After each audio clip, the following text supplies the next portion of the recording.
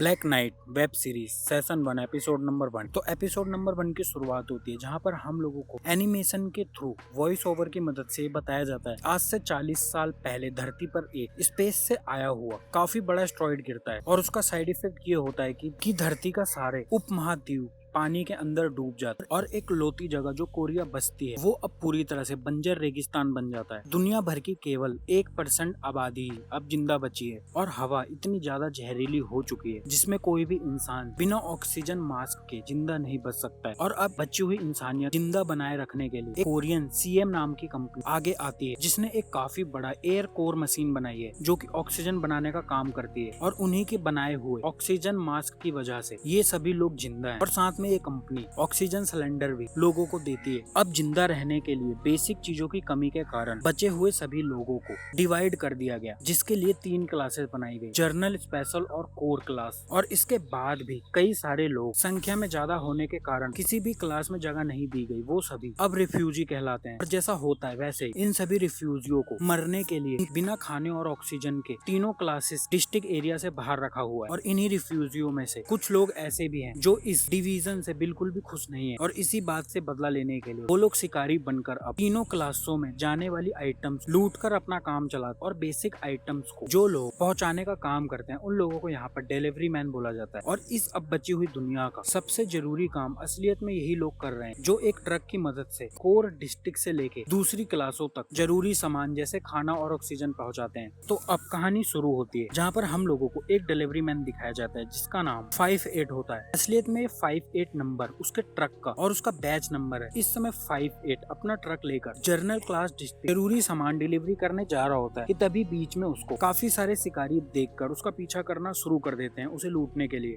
मगर 58 इतना ज्यादा ट्रेंड है कि वो अपने ट्रक के साथ साथ उन सभी शिकारियों को भी जान से मार कर अपना ट्रक बचा लेता है। इसी के बाद दूसरी तरफ हम लोगों को एक और लड़का दिखाया जाता है जिसका नाम साउल होता है और ये लड़का एक रिफ्यूजी है जो अपने 3 और दोस्तों के साथ इस समय कुछ लड़कों के फाइट करने के लिए उनके सामने खड़ा होता है। और साउल भी अपनी बहादुरी से उन सभी लड़कों को अकेला ही पीट देता है जिसके बाद उसको एक ऑक्सीजन मास्क और एक सिलेंडर मिलता है। साउल इस बहादुरी से उसके वो तीनों दोस्त उससे काफी ज्यादा खुश होते हैं। इसके बाद हम लोग जर्नल डिस्ट्रिक्ट क्लास को देखते हैं जहाँ पर एक काफी बड़े एरिया में अच्छी तरह से अलाइन कर काफी सारे छोटे छोटे घर बनाए रखे होते हैं जो कि पूरी तरह से चारों तरफ से बंद होते हैं। और इसी जगह पर 58 अपने ट्रक से जरूरी चीजों की डिलीवरी करने आया होता है। यहाँ पर मौजूद सभी घरों इस तरह से डिजाइन किया गया है घरों के अंदर ऑक्सीजन बनाए रखा जाता है और घरों के अंदर मास्क पहनने की कोई जरूरत नहीं पड़ती है। मगर कुछ ही टाइम बाद वो ऑक्सीजन सिलेंडर इन लोगों को दोबारा से रिफिल करना होता है और यही काम 58 का है जिसमें जर्नल क्लास के लोगों के ऑर्डर करने पर वो यहाँ पर सिलेंडर और खाने की आइटम पहुँचाता है। और आज की सबसे पहली डिलीवरी 58 एक बूढ़े आदमी को उसके घर के अंदर देता है। जहाँ जाते ही वो सिस्टम के अंदर देखता है कि इस घर का ऑक्सीजन सिलेंडर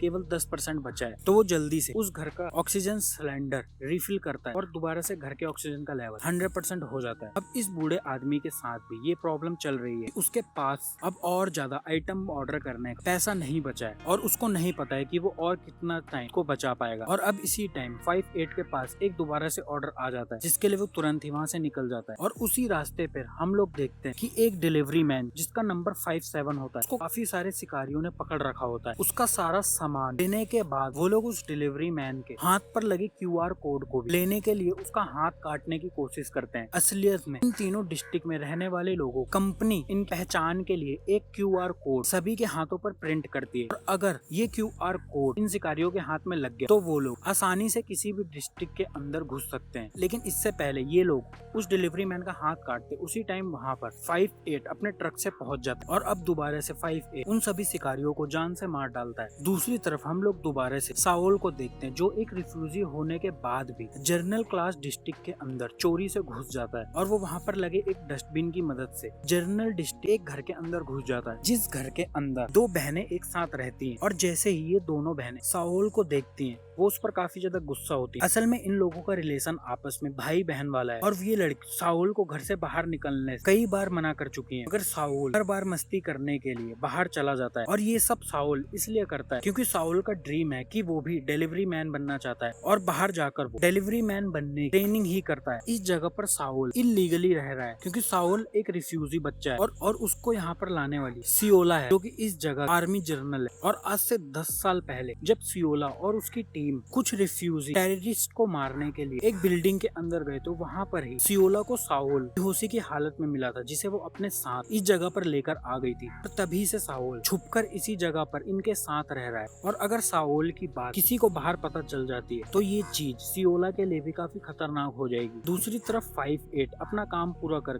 जब अपने घर पहुंचता है तो उसके फोन पर उसका एक मैसेज आता है जिसे उसे टाइम देकर मिलने के लिए किसी ने बुलाया होता है। इसी के बाद हम एक और आदमी को देखते हैं और जिसको देखकर साफ लग रहा होता है कि ये काफी अमीर और काफी पावरफुल आदमी है जो अपने कार से स्पेशल क्लास डिस्ट्रिक्ट से होते हुए सीधा ही कोर डिस्ट्रिक्ट तक पहुंच जाता है। और ये कोर डिस्ट्रिक्ट वही जगह है जहाँ से एयर कोर को लगाया गया है और इसी जगह से हर जगह तक ऑक्सीजन बनाकर पहुंचाया जाता है। और ये एक अलग ही दुनिया है जिसको टेक्नोलॉजी की मदद से एकदम असली दुनिया की तरह बना रखा है। और यहाँ पर किसी को भी मास्क लगाने की जरूरत तक नहीं है। इस जगह पर ऑक्सीजन का लेवल काफी अच्छा है। सीएम कंपनी का हेडक्वार्टर भी है और हेडक्वार्टर के अंदर सीएम कंपनी का चेयरमैन जिसने इस कंपनी को बनाया है वो इस समय इस जगह की प्रेसिडेंट के साथ मीटिंग कर रहा होता है जहाँ प्रेसिडेंट चेयरमैन को ये बात समझाने की कोशिश करती है। स्पेशल डिस्ट्रिक्ट क्लास के अंदर जनसंख्या काफी ज्यादा बढ़ती जा रही है और लिमिटेड रिसोर्सेज होने के कारण वहाँ पर समस्याएं दिन पर दिन बढ़ती जा रही है जिस कारण से लोगों की मेंटल हेल्थ भी वहाँ पर इफेक्ट हो रही है। तो प्रेसिडेंट चाहती है कि जल्दी से जल्दी वो लोग डिस्ट्रिक्ट 1 का काम पूरा कर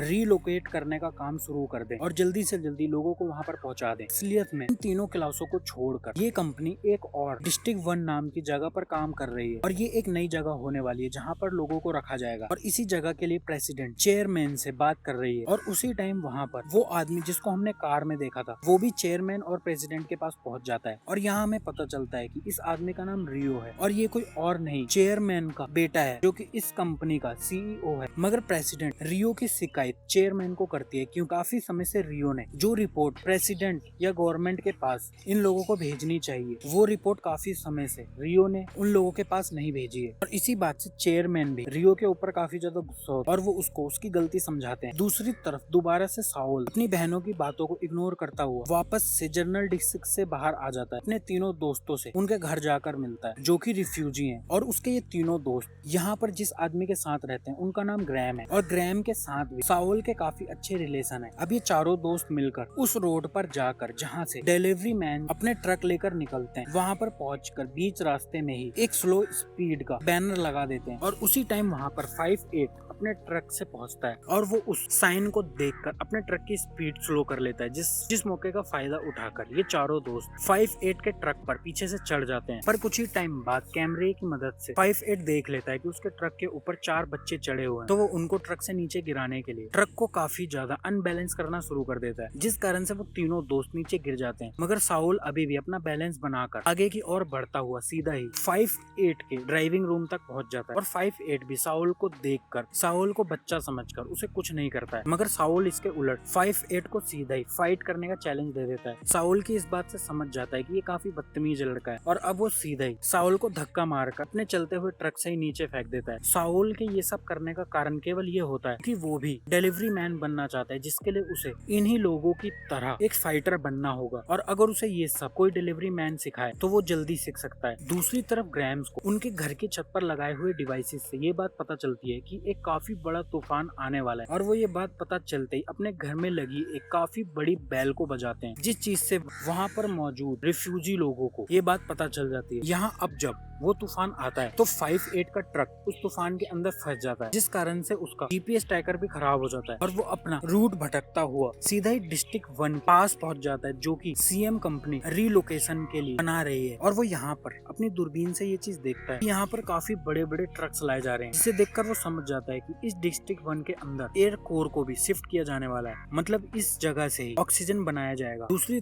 तरफ तूफान खत्म होने के बाद जनरल सियोला भी डिस्ट्रिक्ट 1 मेन गेट के पास पहुंचती है और वो गेट पर मौजूद सिक्योरिटी गार्ड्स को ये बात बोलती है कि उसे गार्ड्स के इंचार्ज से मिलना है, इसके लिए उसे अंदर जाना होगा। पर वहाँ पर मौजूद आदमी जनरल को अंदर जाने से सीधा ही मना कर देता है और वो ये जनरल सियोला को समझाता है उसे अंदर जाने के लिए परमिशन लेकर आनी होगी क्योंकि सीएम कंपनी के किसी भी प्रोजेक्ट के अंदर गवर्नमेंट का कोई भी ऑफिसर बिना उनकी इजाजत के कुछ भी नहीं कर सकता है। और साथ में ये आदमी सियोला की किसी भी बात का कोई भी सही जवाब नहीं देता है, मानो जैसे वो जनरल सियोला को कुछ समझता ही नहीं है। तो सियोला भी वहाँ से गुस्सा होकर चली जाती है। मगर जिस समय वो वहाँ से निकल रही होती है तो वो रास्ते में ही एक ट्रक खड़ा हुआ देखती है, जो ट्रक किसी और का नहीं 58 का होता है। 58 तूफान के कारण अपना रास्ता भटक कर यहाँ आ गया। अब सियोला 58 की आईडी स्कैन करने के बाद उसे वहाँ से जाने के लिए बोल देती है। दूसरी तरफ अब साउल दोबारा से अपने घर पहुँचता है तो इस बार उसकी छोटी बहन उसे एक रूम में डालकर बाहर से लॉक कर देती है। और ये सब वो इसलिए करती है क्योंकि साउल बार बार वादा कर भी दोबारा से बाहर घूमने चला जाता है। और इस रूम का लॉक केवल वही इंसान खोल सकता है जिसके हाथ